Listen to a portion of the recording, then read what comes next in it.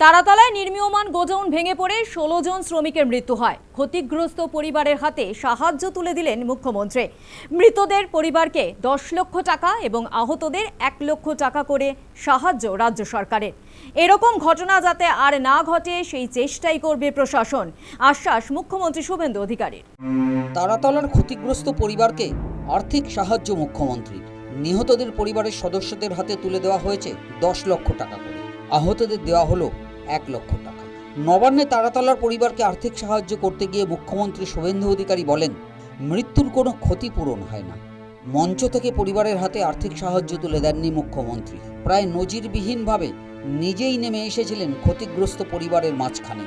তাদের সঙ্গে কথা বলতে বলতেই মুখ্যমন্ত্রী সাহায্য তুলে দেন। দুঃখ প্রকাশ করে বলেন, প্রশাসনের তৎপরতা সত্ত্বেও বাঁচানো যায়নি ১৬ শ্রমিককে। আমরা অত্যন্ত ব্যথাতুর হৃদয় নিয়ে আপনাদের সামনে আজকে এসেছি। যে সরকার মানবিক সরকার, কোনো মৃত্যুর ক্ষতিপূরণ অর্থ দিয়ে হয় না। কর্পোরেশনের যে সমস্ত ভুল ত্রুটিগুলোর জন্য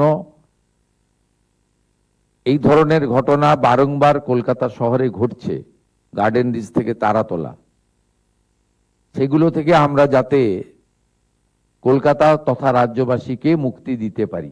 আমরা এখানে খুশি হতাম যদি সকলকেই জীবিত উদ্ধার করতে পারতাম, কিন্তু সরকার একটা মুহূর্ত নষ্ট করেনি। ঘন্টা দুয়েকের মধ্যে আর্মি এবং এনডিআরএফ কে যুক্ত করে আমাদের এসডিআরএফ সহ আমরা উদ্ধার কার্য করে ১৭ জনকে বাঁচাতে পেরেছি। আমরা ১৬ জনকে বাঁচাতে পারিনি। মুখ্যমন্ত্রীর আহ্বানে ক্ষতিগ্রস্ত পরিবারের কয়েকজন তাদের বক্তব্য তুলে ধরেন। কান্নায় ভেঙে পড়েন স্বামী হারানো স্ত্রী। আমার তো মাথার উপরে ছাদ চলে গেছে।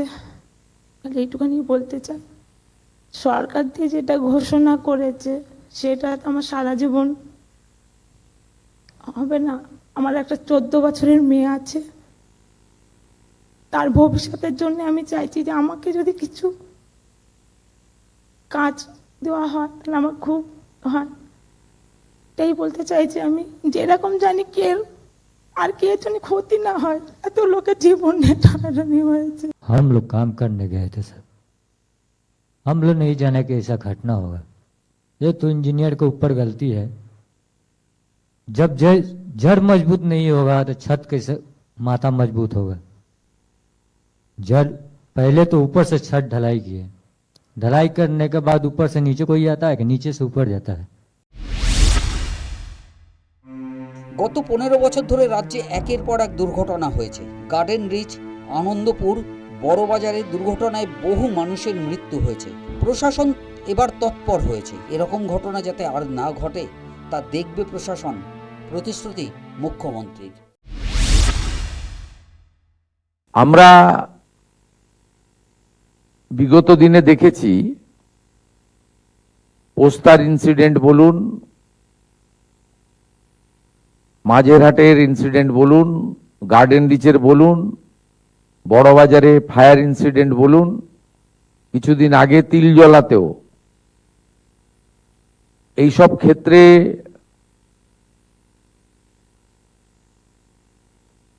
রেস্কিউ অর্থাৎ উদ্ধার কার্য যেভাবে করা উচিত সে কাজ করা হয়নি।